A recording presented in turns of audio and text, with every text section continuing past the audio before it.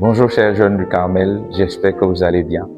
Que Dieu vous bénisse abondamment et bienvenue en 2026, l'année de la distinction, l'année où Dieu va vous positionner.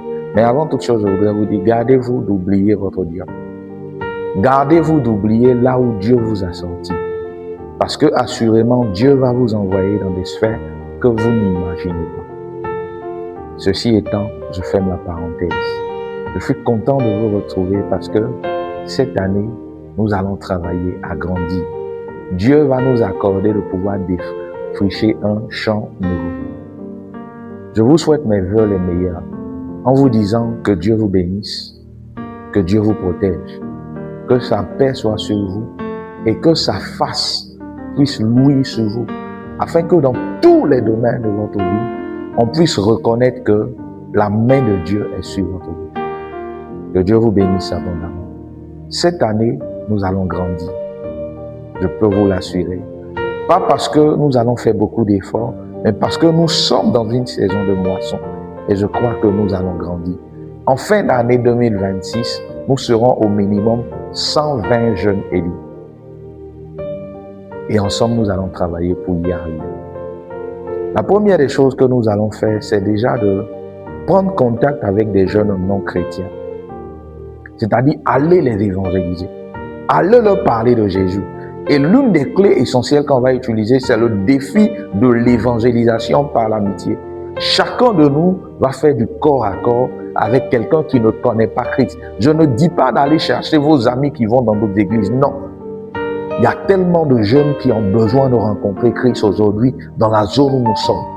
Chacun de nous va cibler au moins un jeune qui veut amener à Christ. Si nous sommes déterminés, le Saint-Esprit, la puissance de l'Esprit sera avec nous. Donc, au travers du défi de l'amitié, nous allons remettre des lettres d'évangélisation. Nous allons parler de Jésus et nous allons prendre leur contact. Nous allons vraiment faire du suivi. Nous allons les inviter les mardis soirs à nos réunions. Nous allons les inviter à nos activités mensuelles, le sport. Nous allons les inviter les dimanches jusqu'en fin d'année. Et chaque mois, on va faire le point. Voici comment on va prendre contact avec les jeunes non chrétiens. Et j'espère que tu es prêt. Il faut bien t'asseoir. Assois-toi bien. Parce que dès maintenant, tu es un évangéliste pour la gloire de Jésus. Jésus a dit, allez partout dans le monde, faites des nations des disciples, faites des jeunes des disciples, faites de ton voisin, faites de ton ami de classe un disciple. Jésus a besoin de toi pour ton ami qui est en train de mourir dans le péché. La deuxième chose que nous allons faire, lorsque nous allons prendre contact avec ces jeunes qui ne connaissent pas Christ là, nous allons les intégrer. Nous n'allons pas les laisser comme ça. Lorsque nous allons les inviter, ils vont mettre pied pour la première fois dans l'église. Nous allons les intégrer. Nous allons les suivre de près. Il ne faudrait pas qu'ils viennent faire un dimanche, 2 dimanches et puis ils disparaissent. Nous allons les suivre de près. Et je sais que Dieu peut compter sur vous. Les chefs de tribu, est-ce que vous m'entendez? Dieu peut compter sur vous. Dieu peut compter sur vous pour pouvoir intégrer les nouvelles personnes qu'il va vous envoyer, qu'il va nous envoyer. Je peux voir la moisson qui fleurit déjà. Cette année serait une année de grâce, une année d'abondance divine dans tous les domaines. Et nous allons grandir quantitativement, nous allons grandir aussi qualitativement. Ça, je peux vous l'assurer. Lorsque ces personnes-là seront intégrées, elles se seront baptisées. Elles vont appartenir désormais à la communauté. Elles vont savoir comment est-ce qu'on fonctionne en communauté. Elles deviendront alors des membres. Et les membres, maintenant, on va leur donner les outils pour pouvoir croire.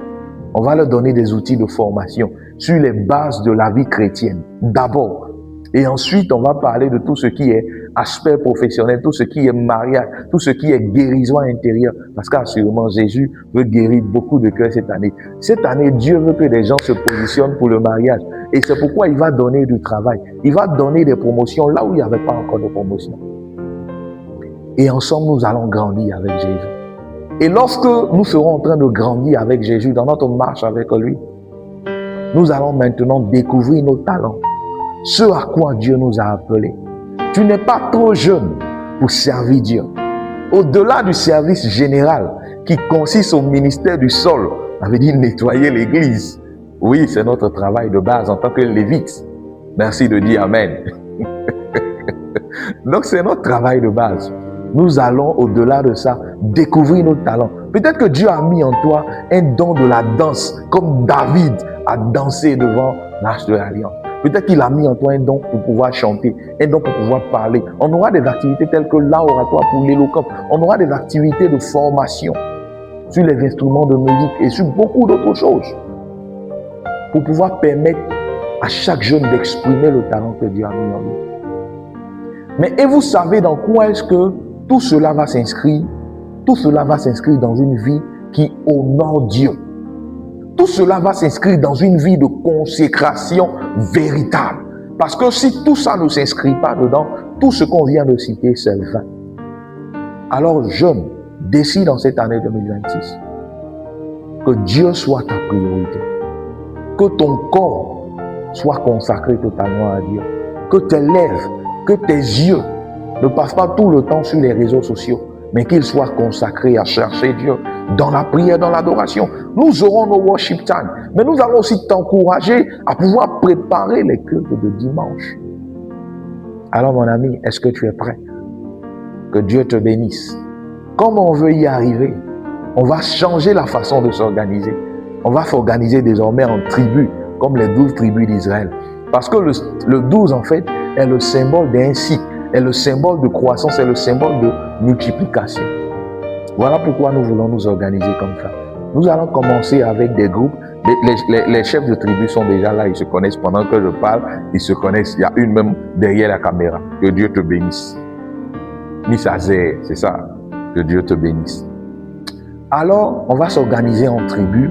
On va commencer avec environ 2-3 personnes par tribu. Mais l'objectif, c'est que jusqu'en fin d'année, on met 10 personnes dans chaque tribu. Si on a 10 personnes dans chaque tribu, on est 120. On est 120. Et on aura grandi. Voilà comment on va s'organiser. Donc, dans les prochaines vidéos, on va vous expliquer en détail les éléments que nous allons utiliser pour travailler les différentes activités. Et j'espère que tu seras là et que tu ne vas pas manquer cette visitation, cette nouvelle saison de Dieu pour la jeunesse de Carmel, pour les jeunes élus que nous sommes. Que Dieu te bénisse.